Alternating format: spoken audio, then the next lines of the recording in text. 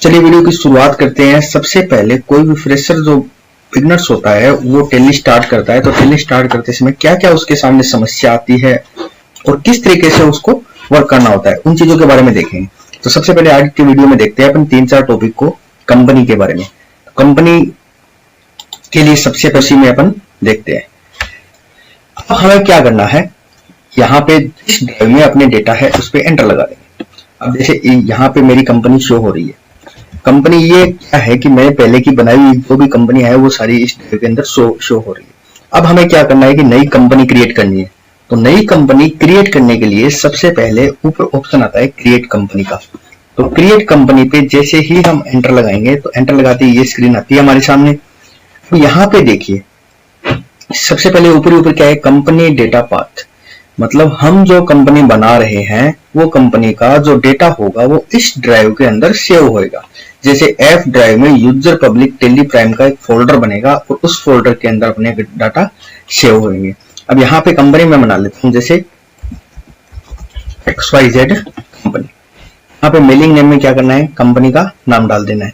कोई दूसरा सेम नाम हो तो एड्रेस के अंदर कंपनी का एड्रेस आ जाएगा। ठीक है, उसके बाद में और पूरी डिटेल एड्रेस की डालनी हो तो यहाँ पे काफी सारे ऑप्शन है। तो जैसे आप एंटर लगाओगे तो और भी डाल सकते हो। उसके बाद में पूछेगा स्टेट जो आपका स्टेट रहेगा वो स्टेट यहाँ पे सिलेक्ट करना है। उसके बाद में कंट्री ऑटोमेटिक आ जाएगी इंडिया। अब यहाँ पे जैसे मान लीजिए अपन ने कंट्री चेंज कर दी तो कंट्री के हिसाब से क्या होता है कि नीचे जो मोबाइल नंबर की सीरीज है जैसे +19 ये अपनी इंडिया की है। अब यहाँ पे हमने जैसे कंट्री चेंज कर ली, इंडोनेशिया कर दी, तो यहाँ पे इसकी सीरीज चेंज हो गई। यहाँ पे जैसे अपन ने क्या कर दिया, मलेशिया कर दिया, मलेशिया करते यहाँ पे +60 हो गया। तो कहने का मतलब यहाँ पे अपने को इंडिया देते ये +19 वाली सीरीज भी दिखा देगा मोबाइल की। अब अपने पिन कोड है तो पिन कोड डाल देंगे।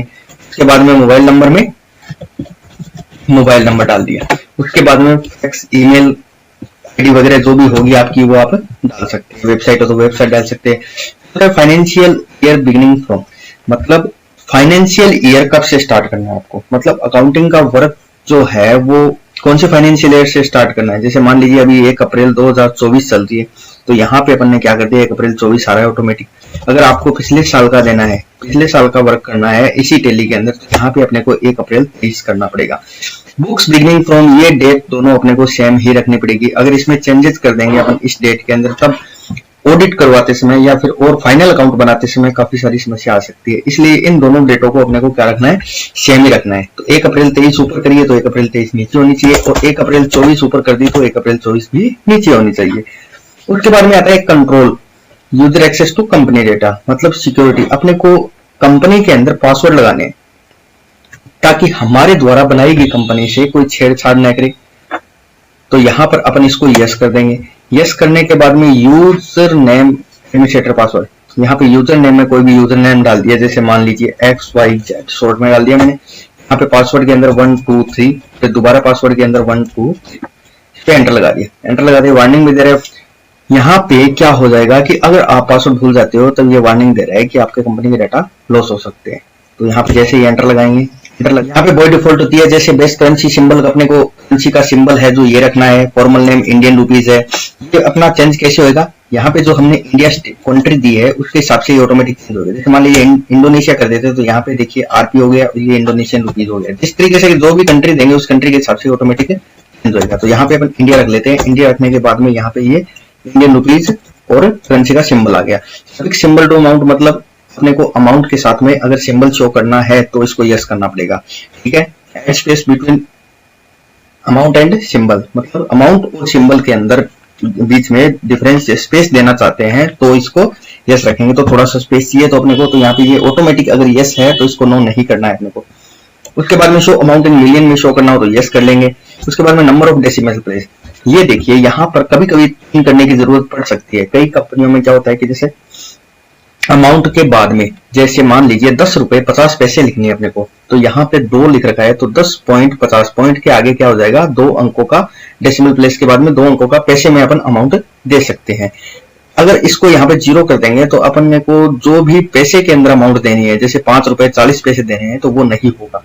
तो यहाँ पे अपने को 2 रखने हैं। ठीक है, नंबर ऑफ डेसिमल प्लेस पर अमाउंट इन वर्ड ये 2 हो जाएगा, और रुपए के बाद में करेंसी जो होगी उसको पैसे बोलेंगे। तो यहाँ पे इतनी डिटेल देने के बाद में इसको हमने कर दिया एक्सेप्ट। एक्सेप्ट करते ही अपनी कंपनी ये क्रिएट हो गई। तो यहाँ पे ये पूछ रहा है कि आपने यूजर नेम क्या दिया था, XYZ दिया था, और पासवर्ड क्या दिया था, 123 दिया था।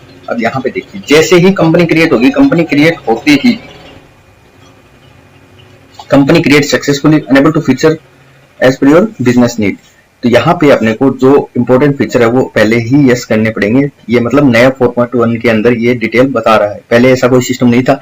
तो यहाँ पे अपने को क्या करना पड़ेगा कि जैसे ही एंटर लगा के आगे जाएंगे तो जीएसटी नंबर जो है वो जीएसटी नंबर अपने को हाथों हाथ डालने पड़ेंगे यहाँ पे। तो जैसे यस कर दिया, यस कर दिया, अपना जो राजस्थान है, अगर अपना जीएसटी नंबर रेगुलर है तो रेगुलर, कंपोजिशन है तो कंपोजिशन।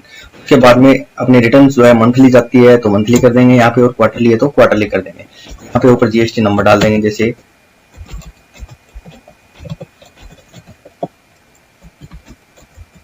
डाल दिया जैसे मैंने, ठीक है। उसके बाद में इसको एंटर लगा के एक्सेप्ट कर दिया।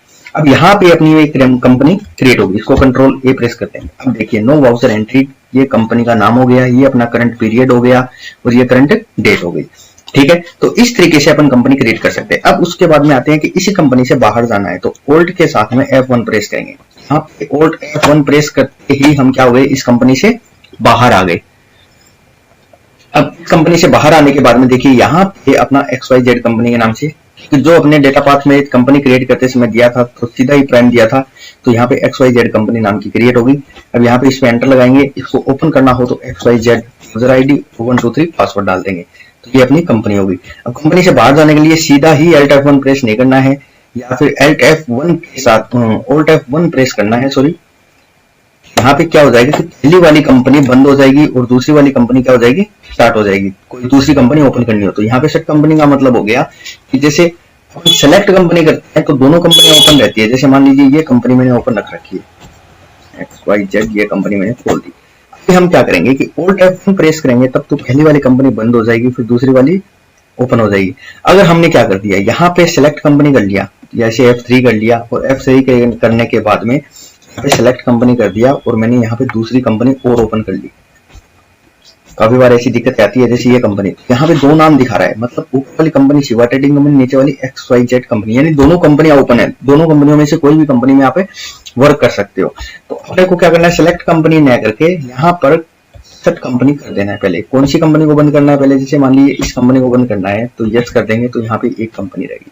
अगर यही चीज आप सेलेक्ट कंपनी करते समय Alt F1 प्रेस करेंगे तो पहली वाली कंपनी बंद हो जाएगी और दूसरी वाली कंपनी ओपन हो जाएगी। इस तरीके से कंपनी से बाहर जा सकते हैं और कंपनी के अंदर आ सकते हैं सेलेक्ट कंपनी के द्वारा, ठीक है। उसके बाद में alter change company. Alter change company का मतलब हो गया जैसे आपको मान लीजिए इसी कंपनी में कुछ चेंजेस करना है, यहाँ पे F3 प्रेस करेंगे। F3 प्रेस करने के बाद में अल्टर कंपनी आएगा। अल्टर कंपनी के अंदर जैसे ही अपन एंटर लगाएंगे तो वही कंपनी की स्क्रीन वापस खुल जाएगी। कई बार क्या होता है कि कई बेसिक जानकारी जो है वो अपन देना भूल जाते हैं, तो कंपनी के अंदर प्रिंट इनवॉइस प्रिंटिंग करते हैं, उस समय अपने को पता चलता है कि ये चीज अपन ने इसमें मेंशन नहीं करी। तो यहाँ पे या कभी कभी कोई एड्रेस वगैरह चेंज करवा लेते हैं, तो कंपनी के अंदर कोई चेंजेस करना हो तो अपन क्या करेंगे, F3 प्रेस करके एल्टर कंपनी में। एल्टर कंपनी का मतलब हो गया कि कोई भी कंपनी को चेंजेस करना हो, कोई भी परिवर्तन करना हो, ठीक है। तो क्रिएट कंपनी बनाना, एल्टर कंपनी मतलब कोई भी कंपनी बनाई हुई में कोई चेंज करना, डिलीट कंपनी। अब यहाँ पे जैसे अपनी कंपनी शो हो रही है, अब इस कंपनी को अपने को डिलीट करना है यहाँ से, तो Alt F1 प्रेस करेंगे तो यहाँ पे XYZ कंपनी शो हो रही है, इसमें जाएंगे, इसको ओपन करेंगे, पासवर्ड डाल दिया। अब यहाँ पे F3 प्रेस कर यहाँ पे वापस ऑल्टर कंपनी में जाना पड़ेगा। अल्टर कंपनी में जाने के बाद में यहाँ पे Alt D प्रेस कर देंगे। Alt के साथ में D जैसे ही प्रेस करेंगे तो यहाँ पे ये पूछेगा कि डिलीट, इसको कर देंगे यस। दोबारा पूछेगा आर यू श्योर, इसको भी यस कर देंगे, तो अपनी कंपनी क्या हो जाएगी, यहाँ से डिलीट हो गई। देखिए यहाँ से अपनी कंपनी हट गई, ठीक है। डिलीट कंपनी का मतलब हो गया इस तरीके से अपनी कंपनी को डिलीट कर सकते हैं। शट कंपनी का मतलब हो गया कि कंपनी को बंद करना। बंद करने का तरीका आता है Alt के साथ में F1 प्रेस करेंगे तो ये यहाँ से अपनी कंपनी बंद हो गई, अपनी लिस्ट आ गई। सेलेक्ट फ्रॉम ड्राइव, अब यहाँ पे कई बार क्या होता है कि डेटा जैसे मेरे यहाँ पे शो हो रहे हैं, अब कई बार अपनी कंपनी के डेटा किसी दूसरी जगह पे पड़े हो। अब यहाँ पे तो पाथ आ रहा है कि F यूजर पब्लिक के अंदर ये डेटा 2 में इतनी कंपनियां हैं, हमारे डेटा जैसे डेस्कटॉप पे पड़े हैं मान लीजिए, तो सेलेक्ट फ्रॉम ड्राइव के अंदर अपन जैसे ही जाएंगे यहाँ पे देखिए कि कंप्यूटर की सारी ड्राइव दिखा रहा है। अब जिस ड्राइव में आपके डेटा है उसमें आप जा सकते हैं यहाँ से इस तरीके से। अब जैसे मेरे डेटा डेस्कटॉप पे पड़े हैं तो यहाँ पे डेस्कटॉप पे आ गया मैं। आने के बाद में यहाँ पे दिखा देगा जैसे डेटा 2 के अंदर मेरे डेटा पड़े हैं, तो यहाँ पे डेटा 2 पे मैंने एंटर लगा दिया। डेटा 2 पे जैसे एंटर लगाया तो ये इतनी कंपनी मेरी डेस्कटॉप पे पड़ी है। तो यहाँ पे जो डेस्कटॉप का डेटा 2 का फोल्डर है ये यहाँ पे शो हो रहा है, यही डेटा का 2 का फोल्डर यहाँ पे शो हो गया। और दोस्तों तो इस तरीके से अपन क्या कर सकते हैं, क्रिएट कंपनी क्रिएट कर सकते हैं, और उस कंपनी में क्रिएट करने के बाद में कोई चेंजेस करना हो तो चेंजेस कर सकते हैं, और उसको डिलीट करना हो तो डिलीट कर सकते हैं। और सेट कंपनी के अंदर ओल्ड F1 से कंपनी को बंद करना, उसके बाद में सेलेक्ट कंपनी से दोबारा सेलेक्ट करना, और सिलेक्ट फ्रॉम ड्राइव से अगर अपने कंपनी के डेटा किसी दूसरी जगह पे पड़े हो तो सिलेक्ट फ्रॉम ड्राइव से अपन दूसरी जगह से डेटा को उठा सकते हैं। ठीक है, आज की क्लास के अंदर कंपनी के बारे में इतनी इंफॉर्मेशन है। नेक्स्ट क्लास के अंदर देखेंगे आगे का टॉपिक। ओके, वीडियो अगर पसंद आए तो लाइक और सब्सक्राइब जरूर कीजिएगा। Thank you.